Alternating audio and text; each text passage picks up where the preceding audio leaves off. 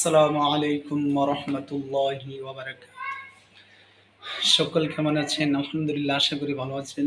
আপনাদের সামনে কিছু কথা বলবো, ইসলামিক কথা, যে আল্লাহ পাক রব্বুল আলামিন আমাদেরকে দ্বীনের খেদমতের লাইনে আল্লাহ পাক আমাদেরকে কবুল করেছেন। আল্লাহ পাক রব্বুল আলামিন বলেন যে আমি যাকে ভালোবাসি আল্লাহ পাক দ্বীনের খেদমতের জন্য সে পালন করতে থাকবে। সকল ধরনের সম্মান, সকল ধরনের অসম্মানিকতা বুঝে সে থাকতে পারবে।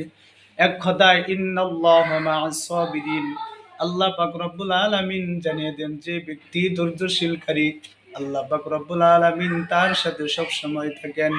ধৈর্যশীলদের সাথে আমার আল্লাহ পাক রব্বুল আলামিন সব সময় থাকেন, কারণ ধৈর্য ধারণ আমার নবী কম করে নাই।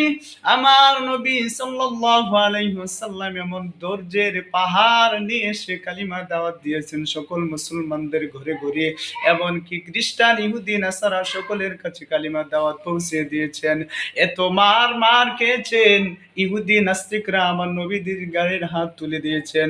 ইহুদি খ্রিস্টান ছেলেরা পাগল বলে নবীজিকে গালি দিয়েছেন। এমন নবীর উম্মত আল্লাহ পাক রব্বুল আলামিন আমাদেরকে বানিয়ে পাঠাইলো। ওই মালিকের কাছে লাখো শুকরিয়া আদায় করি। হে মালিক, সম্মান এবং ইজ্জত দেওয়া তুমি একমাত্র মালিক। ওয়া তুইজ্জু মান তাশা ওয়া তুযিল্লু মান তাশা বিয়াদিকাল খায়র ইন্নাকা আলা কুল্লি শাইইন কাদির। আল্লাহ পাক ইজ্জত এবং সম্মানের মালিক, কারণ এই চেয়ারে বসা সব মানুষের কোনো ক্ষমতা থাকতে পারে না। আল্লাহ পাক রব্বুল আলামিন বাড়ি গাড়ি মিল ফ্যাক্টরি সব কিছু মালিক আল্লাহ পাক সবাইকে দেয় না।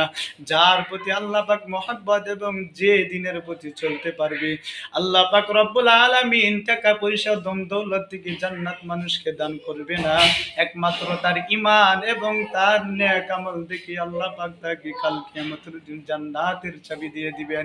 জান্নাতের চাবি যদি পেতে চাও, ইন্নাল্লাহা মা'আস সাবিরিন, ধৈর্য ধারণ করে করে, ইন্নাস সালাতা তানহা আনিল ফাহশাই ওয়াল মুনকার, আল্লাহর নাফরমানি ছেড়ে ছেড়ে দিয়ে আমার আল্লাহ পাক রব্বুল আলামিনের নিয়ামত এবং কি শুকরিয়া আদায় করে, লা ইন শাকারতুম লা আযীদান্নাকুম, আল্লাহ পাক রব্বুল আলামিন বলে যে ব্যক্তি আমার নিয়ামত পেয়ে শুকর আদায় করে না, আল্লাহ পাক রব্বুল আলামিন তার নিয়ামত ছিনিয়ে দিয়ে বদদুয়া তাকে লেগিয়ে দেন।